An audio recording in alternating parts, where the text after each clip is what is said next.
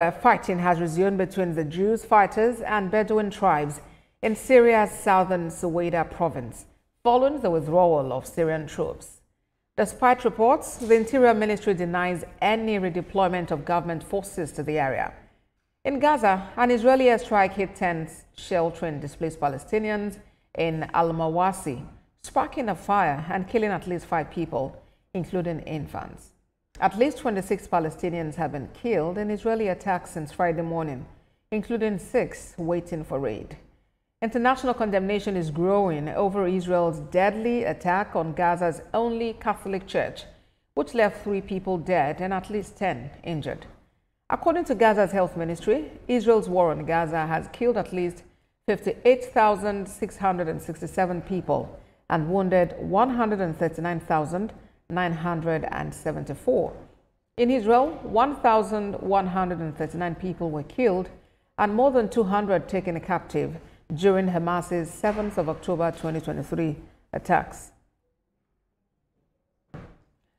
Journalist Francis Hughes joins me from Belfast, Northern Ireland, to look into this matter, the conflict in Suwaida, as well as happening between Israel and Hamas. Good to have you join us, Mr. Hughes. Let's take this from the beginning. What is the bone of contention between the Bedouin tribe and Druze fighters in Syria? Well, I think if I put things in context, when you look at what's happening in Syria today, it's because of the war on Syria from 2011. President Bashar al-Assad was told by the Americans that he must normalize with Israel.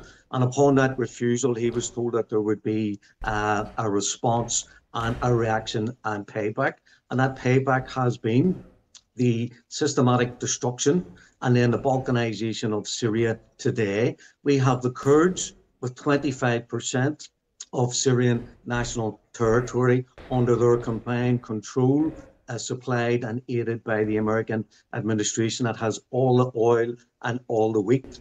Then we have the Israeli further occupation from the Golan Heights right up to 20 kilometers from Damascus.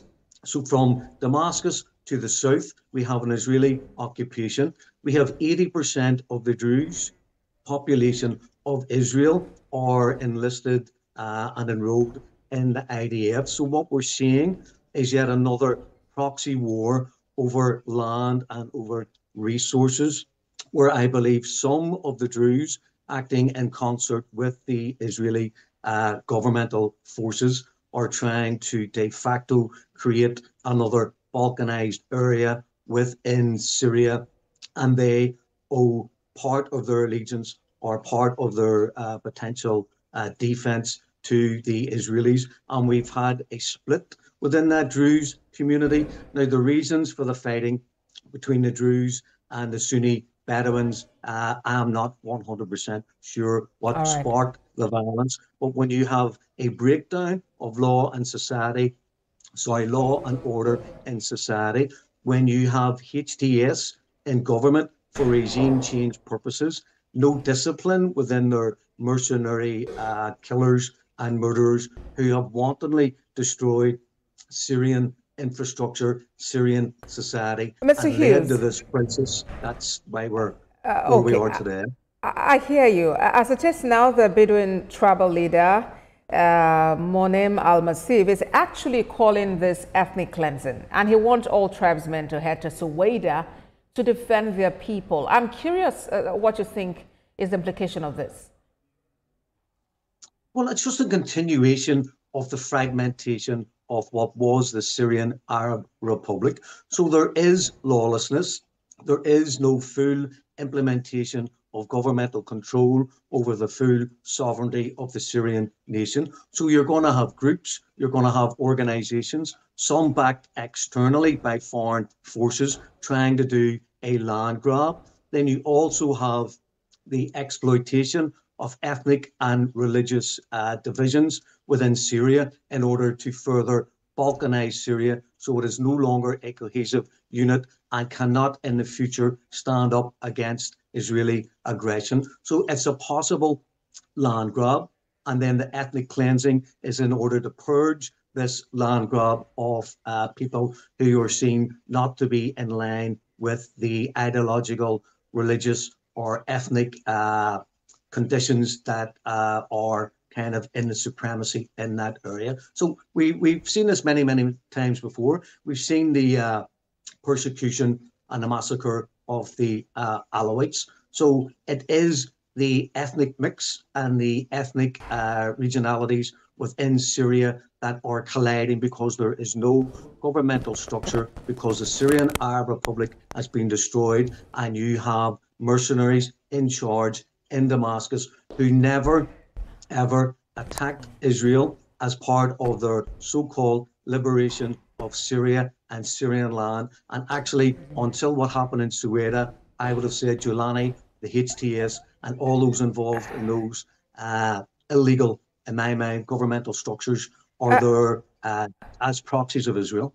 All right. And, these latest attacks are actually coming in the midst of, a ceasefire. And already we hear the Syrian Ministry of Interior denying redeploying troops to Sueda, which appears to be the condition for the ceasefire to take place.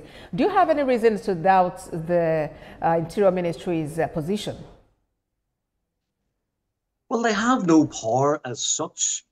If part of the Druze minority in and around Sueda are going to accept the help of Israeli troops and Israeli Air Force, the HTS people in command in Damascus do not have the military capacity. That was destroyed partly by them when they destroyed the Syrian Arab Republic, and was then further decimated when the Israelis then occupied southern Syria and destroyed what was left of the military infrastructure. They're not physically in a position to take on the Israeli illegal occupation of southern Syria. They had to leave Sueda because they were bombing Damascus and governmental buildings, governmental institutions, and the governmental military personnel. There is supposed to be a potential ceasefire where a limited number of HTS Syrian troops will be allowed to re-enter Sueda, but that will be a fragile ceasefire. It depends who in the background is pushing forward these pawns upon the land of Syria in order to keep it balkanized, in order to keep it fractured, in order to prevent national unity and reunification. Do we have an idea who this person is calling the shots? I believe that the Israelis are fully behind encouraging the Druze if this is what's happening on the ground. I'm not physically there. I can only go from what I see in the media, what I read, and what I hear. But if you're saying that the Bedouins are accusing the Druze of ethnic cleansing, then that area is being purged in order potentially for part of it to be incorporated into the Golan Heights and by extension the Israeli state. So I would say the Israelis, by the very fact that they bombed yet again, illegally, Damascus, the governmental ministry for security and defense, and that they were bombing Syrian troops near Sueda, then Israel is definitely not only playing a part in this, but I believe on some level, politically, militarily, financially, they're directing it. Journalist Francis Hughes, thank you very much for your time on World Now.